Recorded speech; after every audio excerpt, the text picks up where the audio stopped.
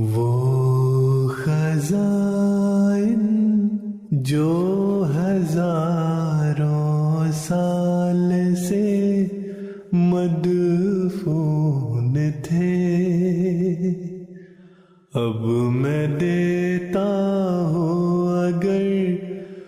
کوئی ملے امیدوار، کوئی ملے امیدوار۔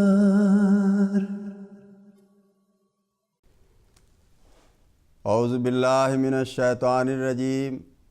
بسم اللہ الرحمن الرحیم۔ ملفوظات سیدنا حضرت اقدس مسیح موعود علیہ الصلاۃ والسلام۔ قرآن مجید میں فتنہ دجال کا ذکر۔ سیدنا حضرت اقدس مسیح موعود علیہ الصلاۃ والسلام فرماتے ہیں، قرآن شریف کو سورہ فاتحہ سے شروع کر کے غیر المغضوب علیہم ولا الضالین پر ختم کیا ہے، لیکن جب ہم مسلمانوں کے معتقدات پر نظر کرتے ہیں تو دجال کا فتنہ ان کے ہاں عظیم الشان فتنہ ہے، اور یہ ہم کبھی تسلیم نہیں کر سکتے ہیں کہ خدا تعالیٰ دجال کا ذکر ہی بھول گیا ہو۔ نہیں، بات اصل یہ ہے کہ دجال کا مفہوم سمجھنے میں لوگوں نے دھوکہ کھایا ہے۔ سورہ فاتحہ میں جو دو فتنوں سے بچنے کی دعا سکھائی ہے، اول غیر المغضوب علیہم، غیر المغضوب سے مراد باتفاق جمیع اہل اسلام یہود ہیں، اور یہ بھی معلوم ہوتا ہے کہ ایک وقت امت پر آنے والا ہے جب کہ وہ یہود سے تشابہ پیدا کرے گی، اور وہ زمانہ مسیح موعود ہی کا ہے، جب کہ اس کے انکار اور کفر پر اسی طرح زور دیا جائے گا جیسا کہ حضرت مسیح ابن مریم کے کفر پر یہودیوں نے دیا تھا۔ غرض اس دعا میں یہ سکھایا گیا ہے کہ یہود کی طرح مسیح موعود کی توہین اور تکفیر سے ہم کو بچا، اور دوسرا عظیم الشان فتنہ جس کا ذکر سورہ فاتحہ میں کیا ہے اور جس پر سورہ فاتحہ کو ختم کر دیا ہے، وہ نصارہ کا فتنہ ہے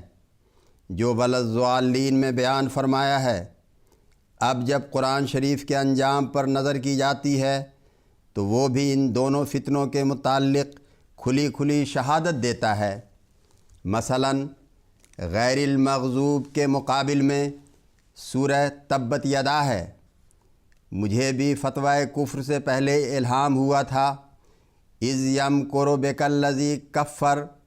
اوقد لی یا ہامانو لعلی اطلع علی الہ موسیٰ وانی لأظنہ من الکاذبین تبت یدا ابی لہب وتب ما کان لہ ان یدخل فیہا الا خائفا وما اصابک فمن اللہ، یعنی وہ زمانہ یاد کر کہ جب کہ مکفر تجھ پر تکفیر کا فتویٰ لگائے گا اور اپنے کسی حامی کو جس کا لوگوں پر اثر پڑ سکتا ہو کہے گا کہ میرے لیے اس فتنہ کی آگ بھڑکا تا میں دیکھ لوں کہ یہ شخص جو موسیٰ کی طرح کلیم اللہ ہونے کا مدعی ہے خدا اس کا معاون ہے یا نہیں، اور میں تو اسے جھوٹا خیال کرتا ہوں۔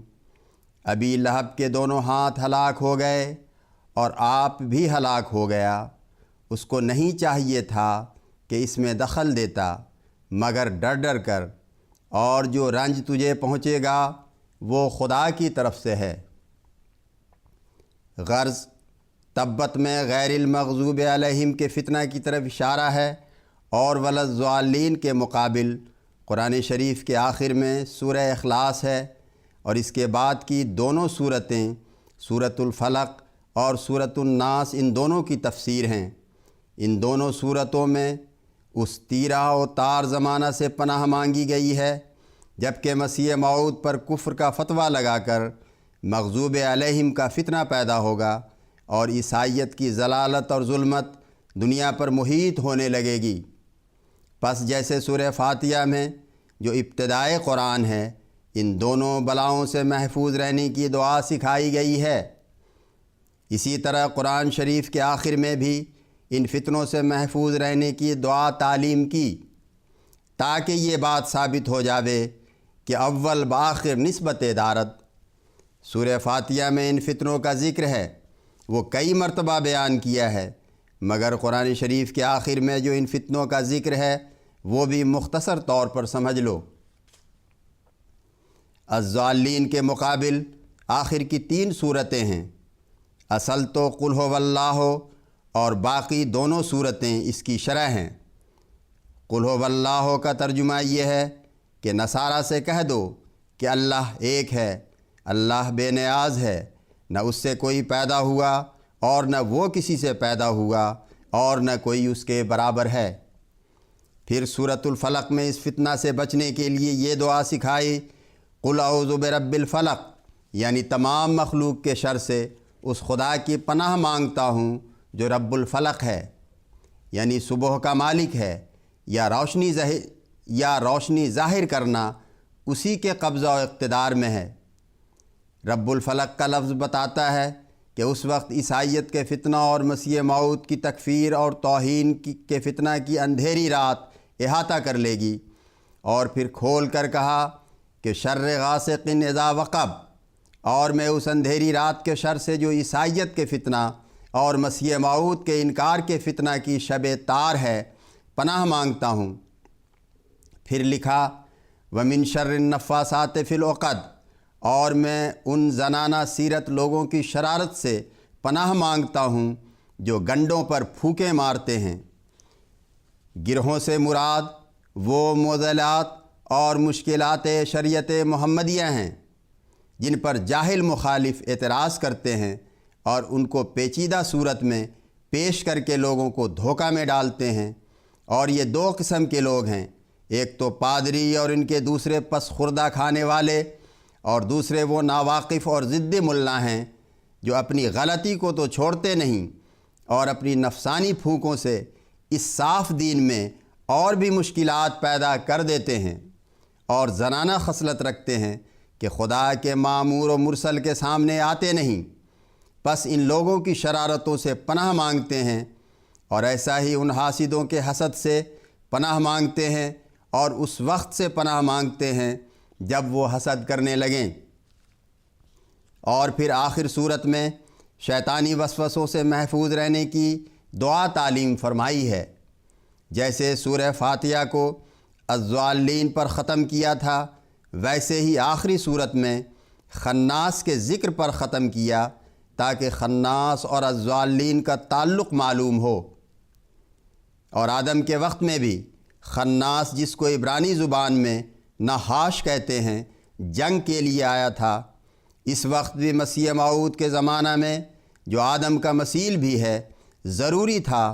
کہ وہی نحاش ایک دوسرے لباس میں آتا، اور اسی لیے عیسائیوں اور مسلمانوں نے باتفاق یہ بات تسلیم کر لی ہے کہ آخری زمانہ میں آدم اور شیطان کی ایک عظیم الشان لڑائی ہوگی جس میں شیطان ہلاک کیا جاوے گا۔ اب ان تمام امور کو دیکھ کر ایک خدا ترس آدمی ڈر جاتا ہے کہ کیا یہ میرے اپنے بنائے ہوئے امور ہیں جو خدا نے جمع کر دیے ہیں؟ کس طرح پر ایک دائرہ کی طرح خدا نے اس سلسلہ کو رکھا ہوا ہے۔ وَلَضَّالِّينَ پر سورہ فاتحہ کو جو قرآن کا آغاز ہے ختم کیا، اور پھر قرآن شریف کے آخر میں وہ صورتیں رکھیں جن کا تعلق سورہ فاتحہ کے انجام سے ہے۔ ادھر مسیح اور آدم کی مماثلت ٹھہرائی اور مجھے مسیح موعود بنایا، تو ساتھ ہی آدم بھی میرا نام رکھا۔ یہ باتیں معمولی باتیں نہیں ہیں، یہ ایک علمی سلسلہ ہے جس کو کوئی رد نہیں کر سکتا، کیونکہ خدا تعالیٰ نے اپنے ہاتھ سے اس کی بنیاد رکھی ہے۔ اللہم صلی علی محمد وآل محمد وبارک وسلم انک حمید مجید۔